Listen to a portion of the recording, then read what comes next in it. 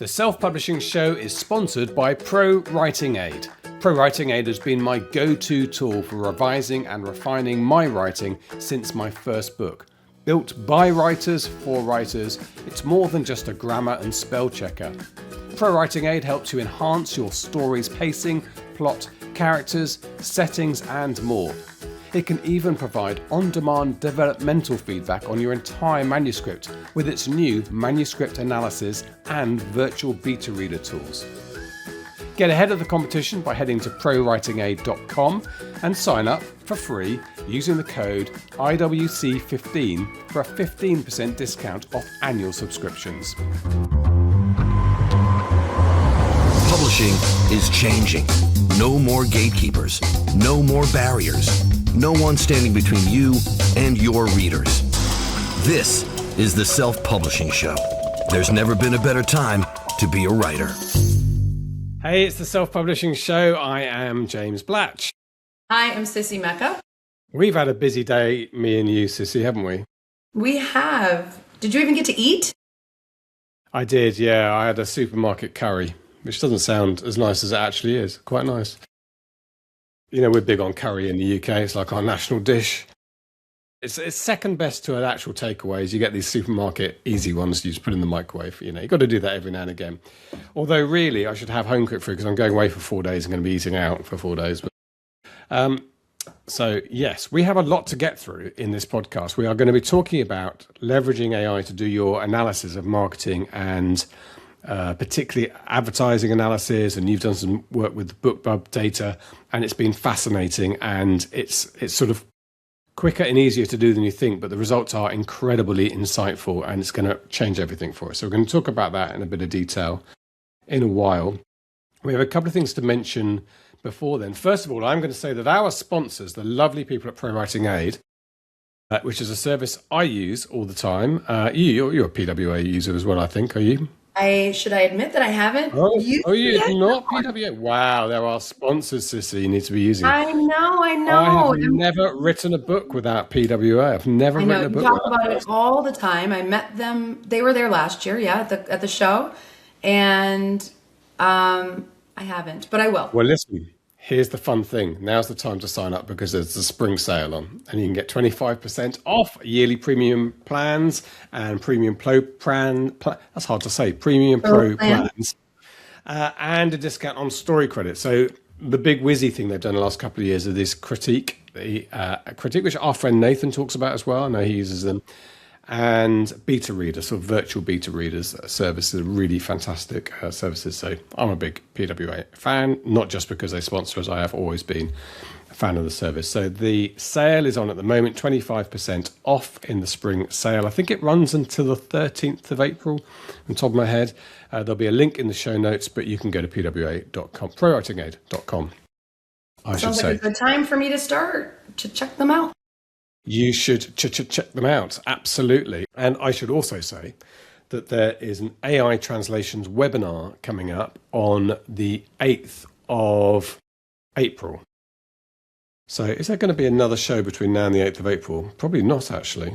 Or is there? There is, because... Oh, no. No, there isn't. So I've timed this back. I might edit this so it goes at the beginning. Yeah, so AI translations, I've got a natty little webinar called Why Your AI Translations Suck and What You Can Do About It, which is very American of me to say suck. We don't really say that in the UK. Yeah, it doesn't even sound natural coming from you. It sounds kind of weird. What would you typically say? You would say they are stink. Bollocks?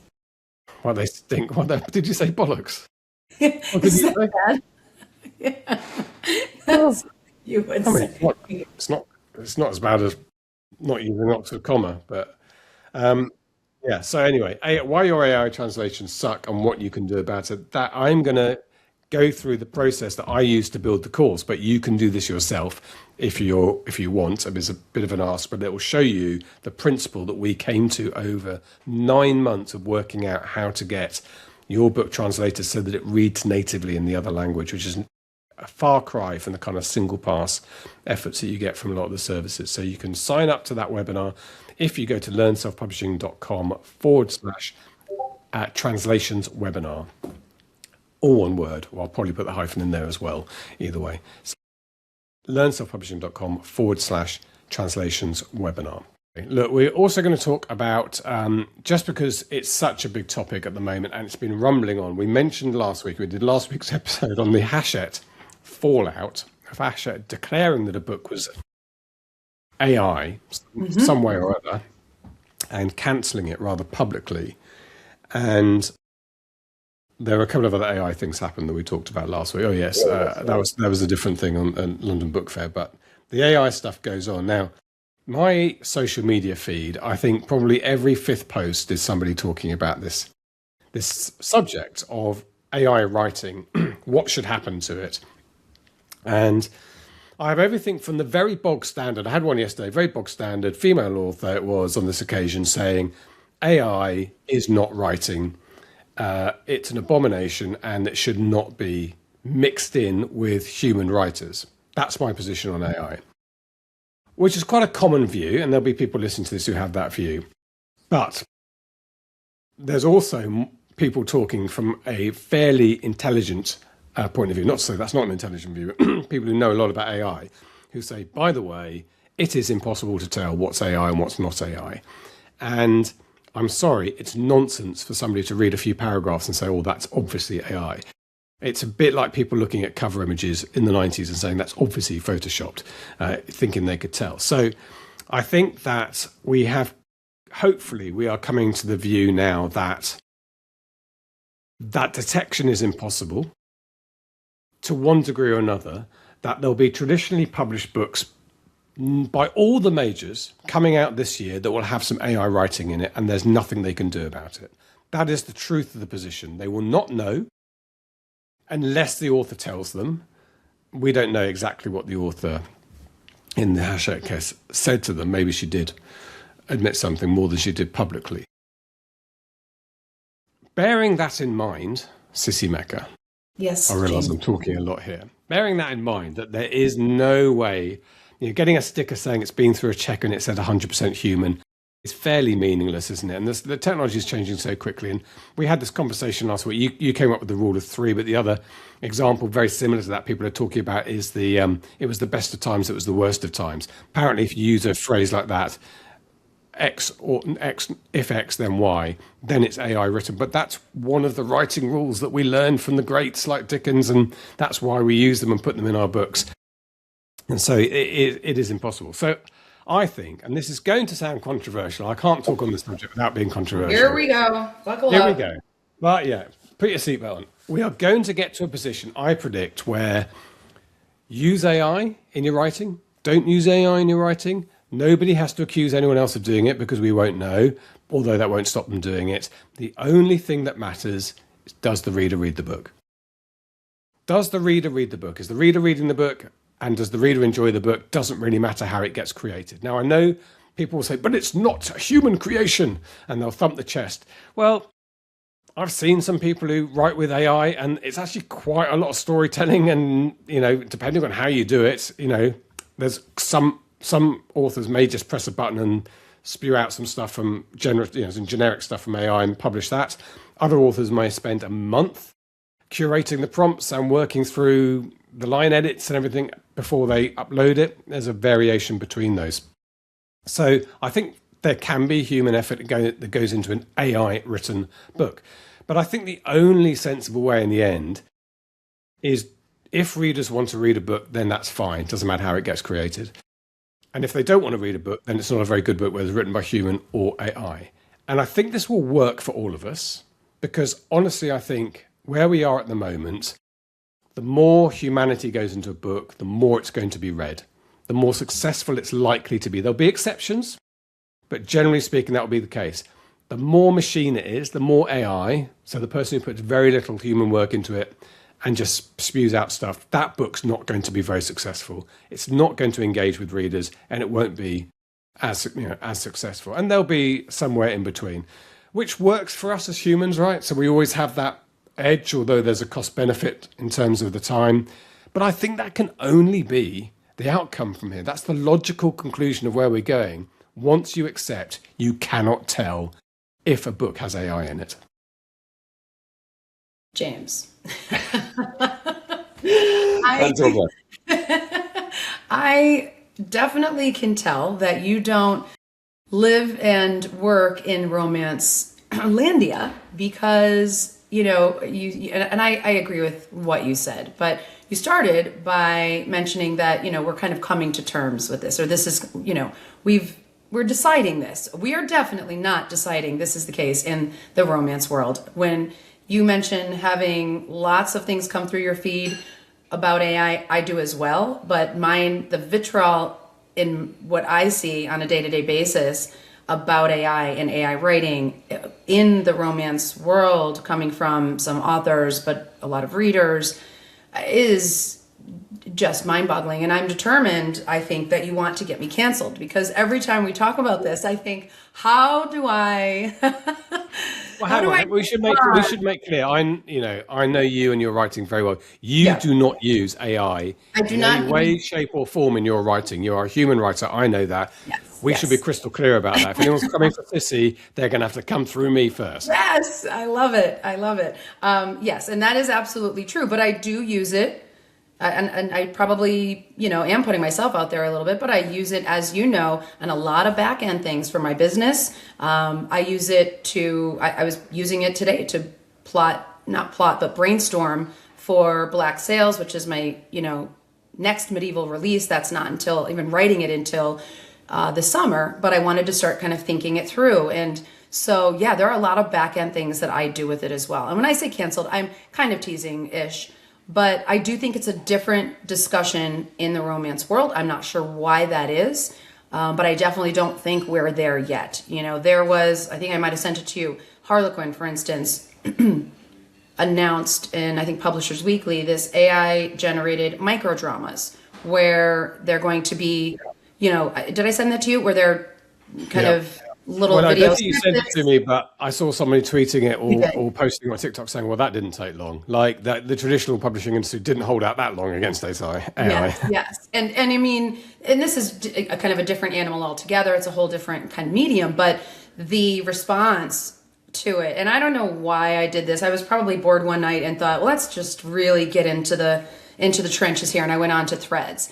And the response to this from romance readers was just like, nobody wants this. We're not asking for this. And so I don't know, maybe it's just the circles that I operate in, but just the words, the initials, the mention of AI in any sphere. I mean, if readers are listening to this, just knowing that I am in any way attached to AI in a positive manner, which I am because I use it in my day-to-day practices, would immediately probably have, TikToks of my books getting burned and thrown into trash. That's just kind of the culture that we're in. So no, I would love to think that we're kind of coming to this bit of understanding, and it makes sense to me that the market decides, because of course that's the whole appeal of indie, that there is no gatekeeper. The market decides if medieval romance is dead. As I was told when I first started on this journey, medieval's dead. It died in the 90s. You can't sell that.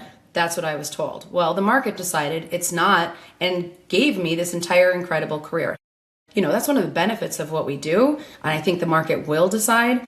I think we're a little bit of a ways from all being on the same page about this, though.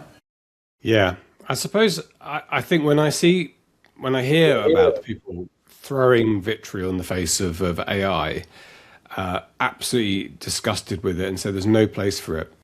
It's to me, it's a tiny person screaming at a hurricane. It makes no difference to whether people are going to write in AI and upload books to AI. It makes no difference whether a big traditionally published author is actually using AI to craft some of their chapters or do their plotting or put some words in there.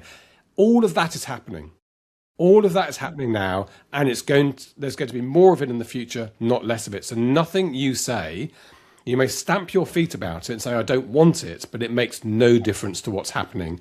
And so for me, it becomes a kind of pointless exercise of just shouting at it. Well, I'm going to stand for my principles, people say, but what does that mean? And in practical terms, maybe it makes you feel better, but it's not going to make any difference to where we're going on this. And I'd rather make decisions from a position of knowledge of what's happening rather than just sort of pretend it's not happening. I mean, I think, you can foresee some farcical situations may emerge in the next few months where for instance, a group of romance writers discussed once Hachette or whoever starts using some AI writers, or it becomes, or they have to relax their rules because, understandably, they've failed to come up with a way of ever gatekeeping whether AI is in books or not. So they relax their rules, all of a sudden they're not going to, hunt people down again. So they may be discussed with that. So they may start an imprint that is human only, and I guarantee what's going to happen is that people are going to sneak some AI into it just to show them that you can't do that. You can't tell because we have no mechanism. There is no way of telling. And if we do go down that route, we say, well, we can tell because it's got X, Y, and Z in it. Then, as we know from the last few weeks, all we're doing is we're rounding up honest authors who happen to write like that, which is horrible. And everyone, because it was trained from a writing. I did a little bit of digging after we spoke last week on the podcast, and trying to find, it was kind of what we said true, what I said, I'm sorry, true, because I truly don't believe, from just my experience and my background in language, that you can have an AI detector that is foolproof. And I couldn't find anything. I couldn't find any empirical research at all whatsoever that said, nope, that's not the case. I just don't think it's possible because of the way language works. And by the way, you mentioned if X then Z. You literally brought me back to, we had these things in high school at the high school I went to called cores. And cores were sentence structures that you had to use within your essay. And they were all kind of very, just like that. If X, then Y or whatever. And I remember these cores to this day when I write because they were so ingrained. And I'm kind of curious now how many of these quote unquote cores can be found in what AI does. I'm thinking probably a good chunk of them because they're all kind of classical structures of writing. So yeah, but as soon as you said that, I'm like, if X then Y, or if Y then Z, I don't know. What is the saying? So when somebody records a TikTok and says, Hachette were absolutely right to castigate that young author and we should absolutely have no AI. There's no place for AI writing in publishing. Are they deliberately ignoring the fact that you can't tell whether there's AI? And I'm not going to use the publishing companies' names because they might sue me for it, but every major publishing company has published some stuff with AI in it. There's no question by now that's happened. Because you can't tell. It might be small bits here and there, and maybe on a large scale you'd be able to look at something and say that looks very generically like sort of ChatGPT writing if people haven't done much to it. But getting AI to generate your next chapter off a paragraph or two of you say, read the book so far, you give it a paragraph, it generates the next chapter. You then go through and line edit that chapter. So you're changing, you may even change all those things like the M dashes and the, if not X, then Y, and so on. What then? What is the status of that chapter? Is that an AI written chapter? The militant people would say, yes, it absolutely is, and that's not real writing. I sent you a post, didn't I, of this professor who said that a single word in a novel that you've got using AI as a thesaurus even immediately invalidates that novel as being human. It's no longer human, which is nonsense, of course. I think you put professor in quotes when you sent it to me. I think he is a professor. Well, I was like, I wonder what James thinks of this. I think I already know. I did. And you shouldn't argue with people on the internet, but I did actually put a comment in there saying, from a professor, I think this is the least academic thing I've ever heard. And he said to me, apology accepted. Because I said, I'm sorry, this is the least academic thing I've ever heard. He said, apology accepted. So it was quite funny. But that's nonsense, isn't it? If you use AI as a thesaurus or to come up with a synonym, I can never say that correctly. A cinnamon? A synonym? Cinnamon bun. I mean, aren't spell checkers, I don't know the status of spell checkers these days. Do they use AI? But I would think that all of that is AI. Again, I'm not techie enough to know the ins and outs of that, but yeah, that was a little bit silly. And there is there's not a black and white. I don't think everybody listening will agree what the kind of starting point, ending point of a human work is. I do know, I read an article yesterday about, the one concern I have personally for myself is that I don't end up, not challenging my cognitive abilities. That is my biggest fear with AI. But it really has nothing to do with, I am morally standing against having the word written by AI. I mean, that's just silly. Yeah. It depends. I guess it also depends why you're writing. If you're really hard-nosed and commercial, I can see how you might really become an AI writer, and you have a machine, a factory that you've created on your like a workflow that you've created to do that, leveraging your own storytelling skills.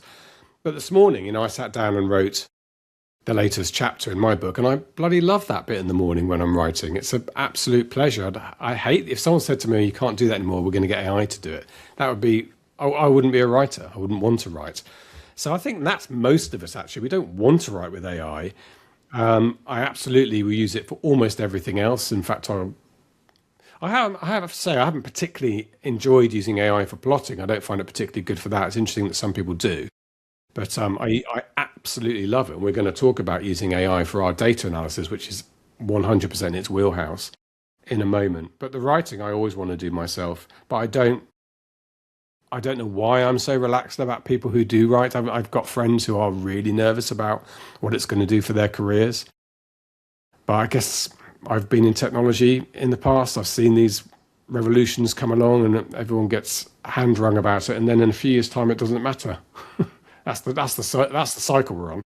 Well, that's kind of why I started learning AI as a rule. I started bringing it into my process to learn and have it be my kind of professional development over this last year, because I wanted to know what this thing was, of course, just out of curiosity, but also how could I, if everyone is out here worried about, are we going to have a career? Well, I need to understand this technology as well as, I possibly can, so that I can leverage it or use it. Because if there comes a point where I need to pivot, then I pivot.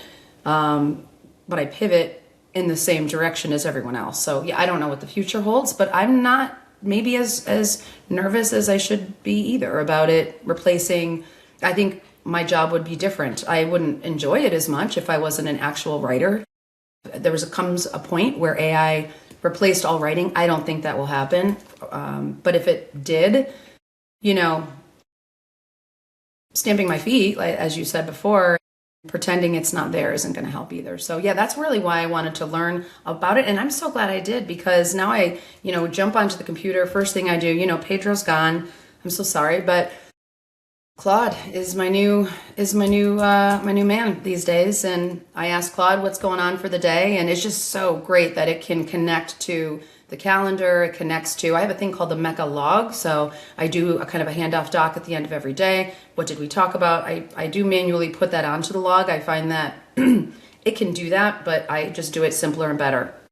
And then every morning it checks that log from yesterday, and then I could start a new chat and just kind of keep track of my tokens a little bit better, because I was running into usage limits a lot. So that has helped. But yeah, every day I go in, it checks the calendar, checks the log, here's your day, and nothing is left off. And I was a pretty organized person before, but now it's really doing a good job. Okay, today's newsletter day, we need to put in XYZ.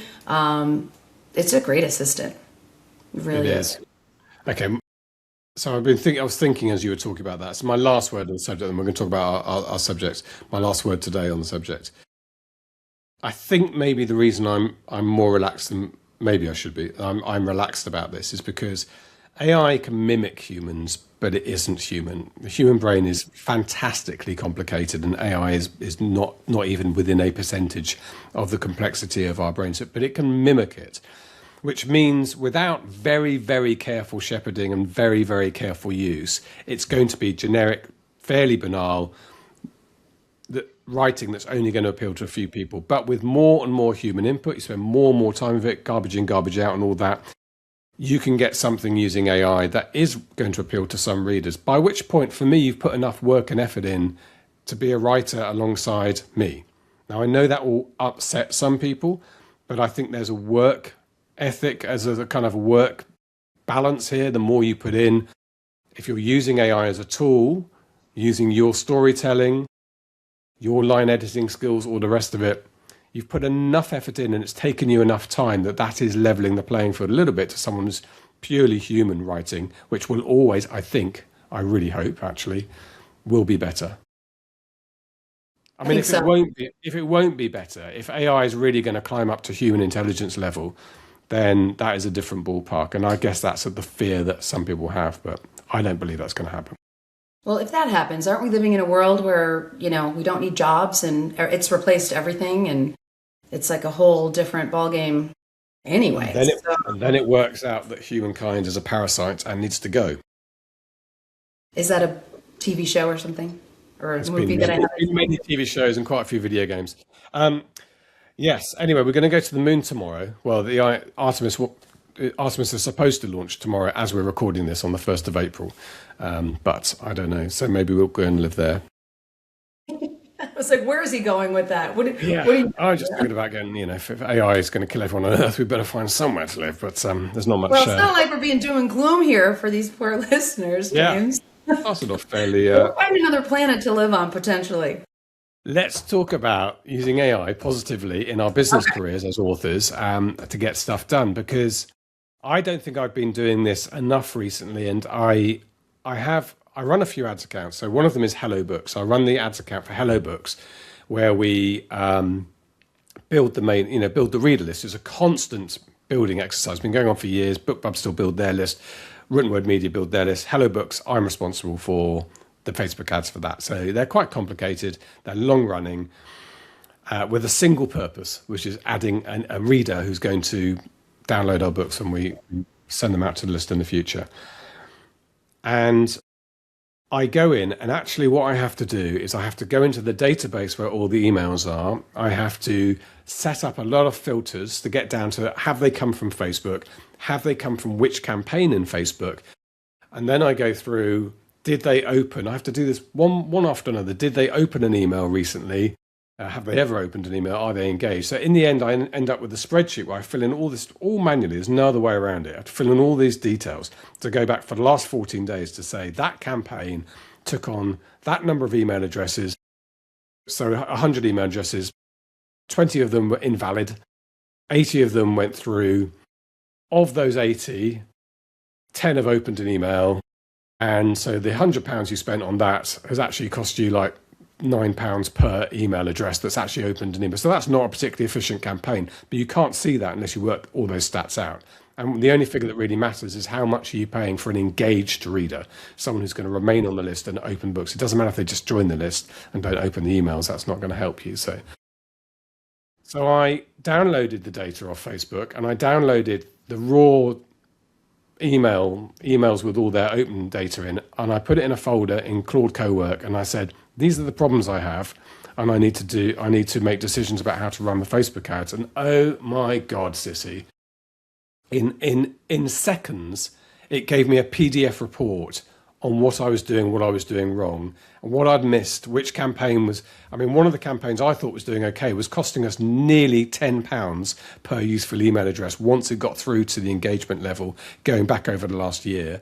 And other campaigns that I wasn't really scaling were doing the same at about £1.20. And it was really hard to see that because I was always going back a couple of months for opening, but actually what the AI worked out, because it can crunch the data in seconds, is actually it's performance over 12 months that matters. People are there for the long haul. So that I did that a couple of weeks ago. That has really opened my eyes to the power of using AI to analyze our Facebook ads and our KDP income and get it to make a lot of decisions for it. So can you talk to me and whoever is listening that also isn't sure the difference between chat and co-work? Because I'll say I have had it analyze ads. I've had it analyze KDP data in lots of different ways, and one we'll talk about with BookBub. But I typically do that in chat. I haven't really jumped into co-work yet. So what is the difference? Why would you put that there? And how does co-work work specifically? Yeah, so co-work is a function of Claude. In principle, it's more or less the same. So you can do what you do in co-work, but it's a slightly clumsier way of doing it through the chatbot way of doing it, where you would write in your question, you'd attach a file, then maybe you'd attach another file and say, well, here's the sales data to go along with the file I just gave you. And you have this sort of conversation where you load it up with information. With Co-work, which doesn't work from that browser chat, you have to load the program onto your Mac, or in my case, a Mac or a PC. So it's a program that runs, looks exactly like the browser window with Claude, but there's a little, I think it's called projects or something like that, little extra button at the bottom where you can give it access to a folder on your computer. So what you do, first of all, is you create a folder. And I did one whilst we were on a call today, and I did this in preparation for this call. I went into my publishing account, by publishing folders on my Mac. I created a folder called Book Data, and I downloaded the lifetime sales from Amazon ads, the lifetime KDP data by month, which was a lot of clicking backwards and forwards to get all that to download, and my lifetime data from Facebook. I put it in a folder called Book Data. In Claude Co-work, I gave it access to that folder, and I said, I'm an author, I self-publish, I publish my books through Amazon KDP. In the folder, you'll find the KDP sales data going back to 2022 when I launched my first book. You'll also find all my Amazon ad spend and all my Facebook ad spend. Can you take a look at that? Let me know where I've been successful and where I haven't been successful, particularly in regard to reader behavior and read through. That's what I asked it. It took about 5 minutes, and then it came up with, it's actually given it to me as a .htm. So if I double click it, it opens up in a browser like a web file. And it is the most incredible analysis of the last couple of years, and it took a couple of seconds. And basically the top of it, it says you've got lifetime revenue of X. In fact, I'm happy to give my figures out because people know I don't live off my earnings, but I do it almost as a hobby. But my lifetime revenue is $63,300. My total ad spend was $36,000, so just over 50%. I've always told people with 2 or 3 books to make a profit, you will have to spend a lot more on ads. I'd love that to be 30%, but it's 50%. But at the bottom was the most interesting bit, where you've succeeded. The UK is your stronghold. Amazon.co.uk accounts for $29,000, 47% of all revenue, nearly 3x the US market. You've built a genuine audience there. Germany is a major success story, $21,000 from Amazon D, 33% of revenue. The German translations have found real traction with 63.5% ebook read-through, which is outstanding for a translated series. So that's really positive. Readers love this series. 46.4% KENP read-through from book 1 to 2 is solid. Dark Flight pulls its weight at 21,000 lifetime. Book 2 is generating meaningful revenue in its own right. Areas for improvement. Promo readers aren't converting. The 8.4% ebook read-through in English suggests most promotional discounted book one buyers do not continue with your series. So that's immediately interesting for me, that giving a book away for free and getting audience in is maybe not the win you think it is when you see the figures on the face of it, how many people have downloaded the book. So this is common but worth addressing with stronger back matter CTAs. German KENP read-through is very low, so ebook read-through is really strong, but your KE readers in Germany are not continuing on to book 2. This could indicate a discoverability issue, or that Dark Flight isn't appearing in also boughts for KE readers. And there's more stuff it goes on to in areas for improvement. But that, if you think about how long it would have taken me to go through, there are 2023, that's 3 years of monthly data files downloaded from KDP. It's read those in seconds and produced that analysis. If I'd tried to do that by myself, A, I wouldn't have attempted it, would have taken too long. And B, if I had done, it just would have taken, I wouldn't have been anything else for the week. That's powerful. And C, for the non-data people like me, it's in colors. I'm looking at it now. It's a professionally presented report. It looks like a consultant has spent a month going through my data really and has sat down in front of me having paid them $10,000 to do this because I'm a big professional company, and they've done a professional presentation on the project. With colors, I might add. With colors. You can see when I launched my Germany books, if you look at the monthly revenue by book in the middle of 24. Yeah. This is beautiful. So that's Co-work. So I gave all the stuff in a folder and asked it, but you could upload stuff individually in the chat. It's just, I don't think it's quite as reliable. The prompts get too big. I think it can work with more data more quickly in Co-work. Having said that, there is a safety consideration, and somebody did post into one of the WhatsApp groups I'm in saying you shouldn't allow AI to have any access to your hard drive because potentially it could be a backdoor entry for people. And I do understand there are security risks as well. Yeah.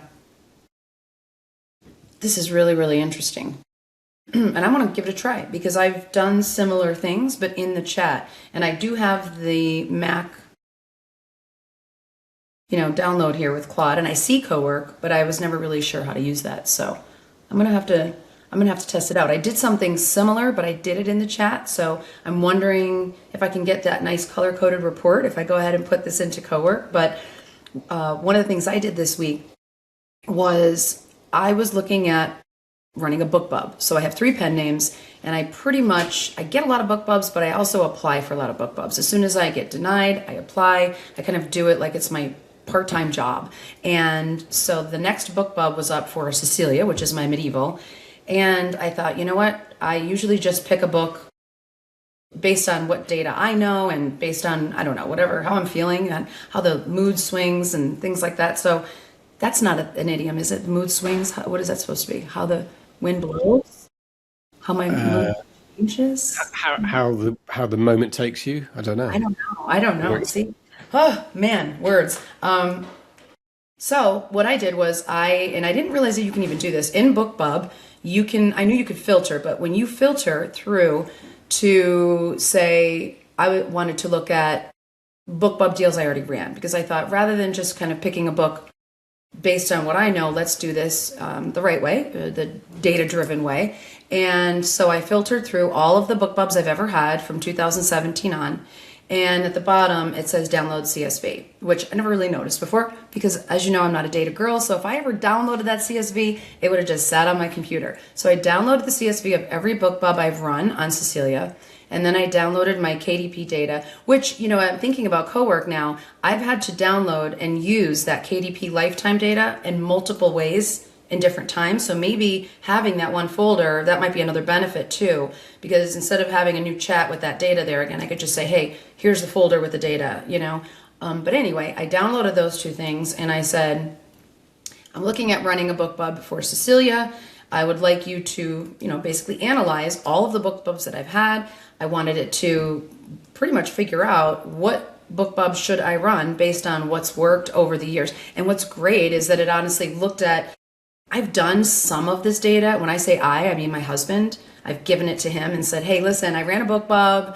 It's 2 months later. I want to know if it worked. And so he'll kind of run some numbers. But this ran every number. So it knew the dates of my BookBub. It knew the, the data in my dashboard, put it all together and gave me, not quite so pretty, but an entire report of BookBub from the beginning of time and what worked, what didn't.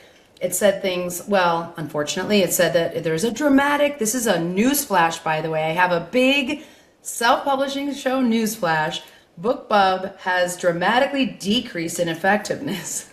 I know it's a shock to all of us, but I didn't realize how big. It's about half as effective looking at the actual numbers as it was in, for instance, I had a March 2018 BookBub where Lord's Captive, my second book in a long-running series, was 99 cents, made $9,349 that month. The last time I ran a BookBub on that book in 2005, it was about half that. So it's about half as effective. But then it also kind of ran a pattern on 99 cents versus free. And it said, for me, 99 cents is actually a winner. And I honestly, if you made me guess before this, what is a better BookBub for me, I would have said free for the KNEP tail. However, the pattern just shows the opposite, that I've made, if we're looking at it in terms of how much money is made over the course of time, read through and all of that, it was actually better at 99 cents. But it did say that kind of using the 2 in different ways is the best strategy. It noted that in 2004, I ran all free, which quote unquote, in retrospect, was a mistake for me. Well, excuse me, Claude, I didn't have you in 2004, so I didn't know that. And then it just kind of gave me some winning strategies, for me, and I know this won't work for everyone, but the box set at 99 cents is far and away my best strategy. It's working, it's making money, it's doing what it's supposed to. But I only have two series that have multiple box sets. So that isn't necessarily a strategy I can use for, for this particular set. I have 3 box sets for the Border series. So running box set 1 at 99 cents, I still have full price box sets for them to move into and a lot of books, to get reads on. So that's been working really well. But yeah, it just ran all of this data, and then it gave me what I really wanted, which was your next BookBub should be on book 3 in your Border series for free. So I was like, wait a minute. We just said that 99 cents gave me all of the reasons why at this particular moment in time, and it had to do with the fact that my last BookBub 2 months ago was a box set, and that was also on the Border series. Turns out I had never run a BookBub featured deal on the Chief's Maiden, which I didn't know that. It just kind of got lost in the 11 book shuffle, I guess. So it's a fresh book in a series that's already kind of, ramped up a little bit because of the past BookBub and things like that. So of course I did that with my other 2 pen names and got all of this data. Now I want to run it in code because I want pretty reports with colors as well. Yeah. I don't know how that is a slightly random element with Claude and the AIs is sometimes they produce you a text file to download and read. Sometimes it's a PDF. And then randomly this time it was a .htm, so I click on it and I could turn this into a PDF, but anyway, I don't know how I got this lovely looking report, but really interesting. I mean, it's incredibly powerful. It's incredibly powerful. This is a bit like, honestly, someone looking at an aeroplane flying in the sky, wondering what it would be like to show a Victorian that, and they'd go, "Are you serious?" Because that's, we've been, I feel, up until this point, up until this interview, you're listening in this podcast, we've all been driving blind, and now we have the eyes. We're shining some light on the data that's going to help us, give us an edge, which we need at the moment because it's a crowded market, not least because people are using AI and writing books and uploading them in large volume. We need an edge, and this could be it. Yeah, that was beautifully said, James. Thank you. I wasn't sure if you've been sarcastic, but I like that. No, I was not being sarcastic. I mean, your way with words. That was a very nice analogy, which, by the way, I don't know where I saw this, but apparently metaphors and similes are now... Oh, yes, they're AI. If you use a metaphor or simile... Not to go back to the topic, but that is the most ridiculous TikTok I think I've seen recently. It was it a publisher? Or yeah, it was a publisher. No, I'm sorry, an editor that had said, you need to cut out some of these metaphors and similes because it's AI signaling. I was like, you've got to be kidding me. I think it was a literary agent. Oh, it was an agent. Okay. Publisher, editor, agent. But literary agents have not had a great press on this podcast over the last couple of weeks, have they? And they do. I should give a shout out to mine because mine's amazing. I love her, and I just want her to know that. Katie, I love you. Yeah, she wouldn't say that, would she? But and now there's a whole.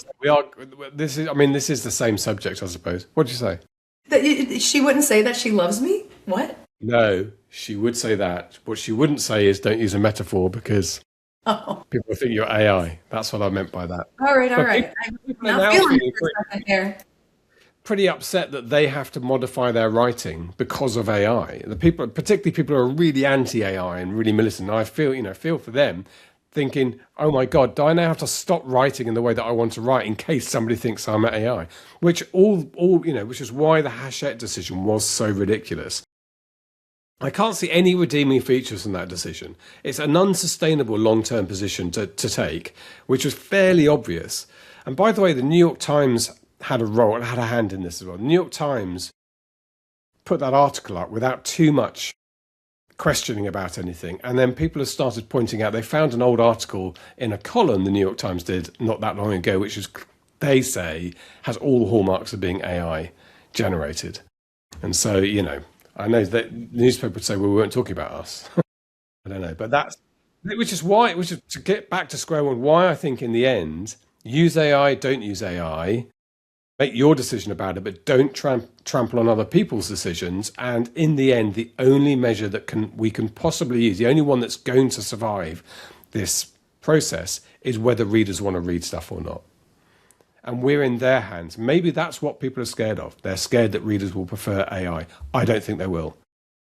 But that is something to be scared of.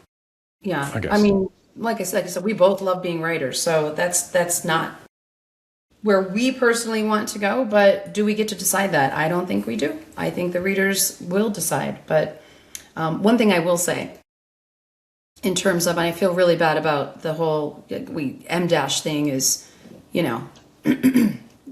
being killed from AI. But did you know that one of the other hallmarks, apparently, and I hate to go back to this topic, but I have to because I feel really passionate about it, and I'm going to basically alienate a good chunk of listeners now. Apparently, the Oxford comma is under attack.